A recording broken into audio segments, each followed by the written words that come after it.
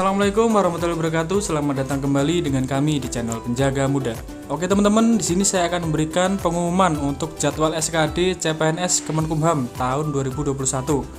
Ya, langsung saja kita loncat ke poin pertama, peserta, jadwal dan lokasi pelaksanaan SKD.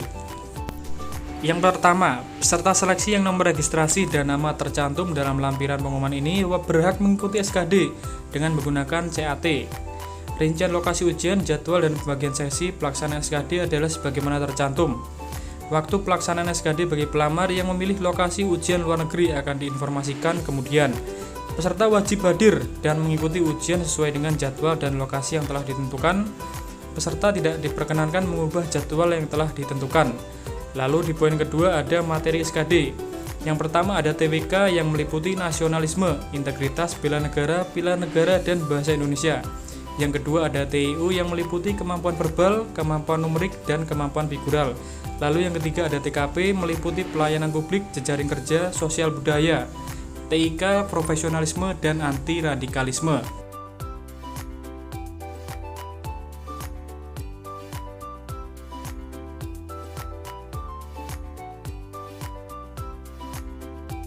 Next, poin ketiga ada sistem kelulusan SKD. Ya, yang pertama sistem kelulusan SKD berdasarkan Kemenpan RB nomor 1023 tahun 2021. Jumlah soal SKD ada 110 butir, TWK 30 soal, TIU 35 soal, TKP 45 soal.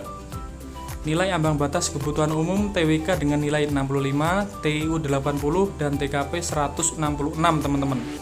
Ya, selebihnya silahkan kalian perhatikan, kalian cermati.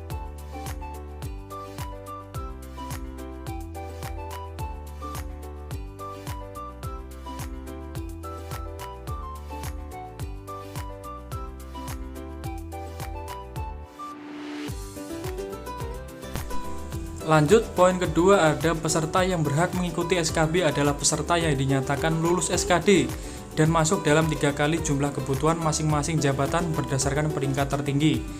Dalam hal terdapat peserta yang memperoleh nilai SKD sama berada pada 3 kali jumlah kebutuhan jabatan. Penentuan kelulusan SKD secara berurutan mulai dari TKP, TIU sampai dengan TWK. Ya, jadi jika nanti ada jumlah nilai SKD yang sama, yang akan lolos terlebih dahulu adalah yang memiliki nilai TKP tertinggi teman-teman. Apabila nilai TKP masih sama, diambil nilai TIU yang tertinggi. Nah, apabila ketiga nilai ini sama, maka ketiganya akan lolos SKD teman-teman. Dalam hal nilai sebagaimana dimaksud pada angka 3 masih sama dan berada pada batas 3 kali jumlah kebutuhan, maka peserta yang mendapatkan nilai sama tersebut diikut sertakan SKB.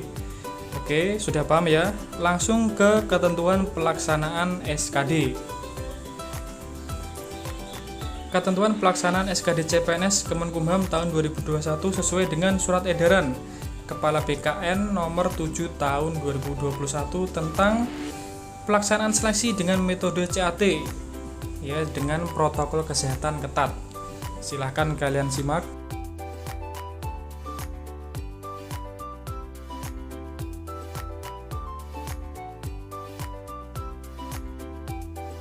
Penerapan protokol kesehatan secara ketat. Peserta wajib mengisi formulir deklarasi sehat pada laman SSCASN dalam kurun waktu 14 hari sebelum mengikuti ujian seleksi, paling lambat H-1 sebelum ujian. Formulir yang telah diisi wajib dicetak dan dibawa saat pelaksanaan seleksi serta ditunjukkan kepada panitia sebelum dilakukan pemberian PIN registrasi. Peserta yang berada di wilayah Pulau Jawa, Madura, Bali wajib mendapatkan vaksin minimal dosis pertama. Bagi peserta dengan kondisi hamil, menyusui, penyintas COVID kurang dari 3 bulan dan menderita komorbid wajib mendapatkan surat keterangan dokter pemerintah dari rumah sakit pemerintah atau puskesmas yang menyatakan peserta tidak dapat diberikan vaksin, ya. Peserta wajib melakukan swab tes PCR kurun waktu 2x24 jam dan rapid test rapid test antigen kurun waktu 1x24 jam dengan hasil negatif atau non-reaktif.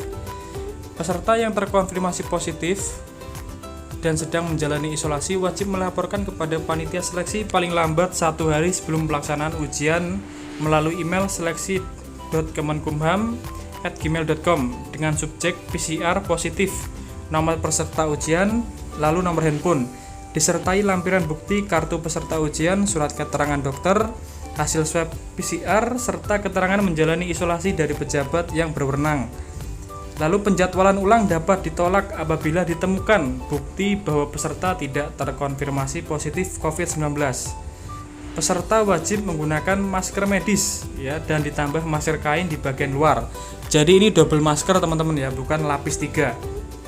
Jadi kalian pakai masker medis didouble dengan masker kain, lalu kalian menggunakan face shield ini. Ya, penggunaan pelindung wajah face shield bersama masker direkomendasikan. Lalu ada peserta wajib menjaga jarak 1 meter. Peserta wajib mencuci tangan menggunakan sabun dan air mengalir. Peserta wajib diukur suhu tubuhnya. Oke. Bagi peserta yang hasil pengukuran suhu tubuhnya lebih dari 37,3 derajat, dilakukan pemeriksaan ulang paling banyak 2 kali dengan jarak pemeriksaan 5 menit yang ditempatkan pada tempat yang ditentukan. Jika hasil pemeriksaan ulang kedua tetap memiliki suhu tubuh lebih dari 37, maka peserta diperiksa oleh tim kesehatan dengan ketentuan berlaku. Apabila tim kesehatan merekomendasikan peserta tetap dapat mengikuti seleksi, maka peserta mengikuti seleksi dengan ditangani petugas khusus dan di ruang terpisah. Apabila tim kesehatan merekomendasikan peserta tidak dapat mengikuti seleksi, maka peserta diberikan kesempatan mengikuti seleksi pada sesi cadangan dengan jadwal yang ditetapkan panitia. Oke, jadi nggak usah takut kalian akan digugurkan teman-teman. Kalian akan diberikan jadwal lagi, jadwal cadangan.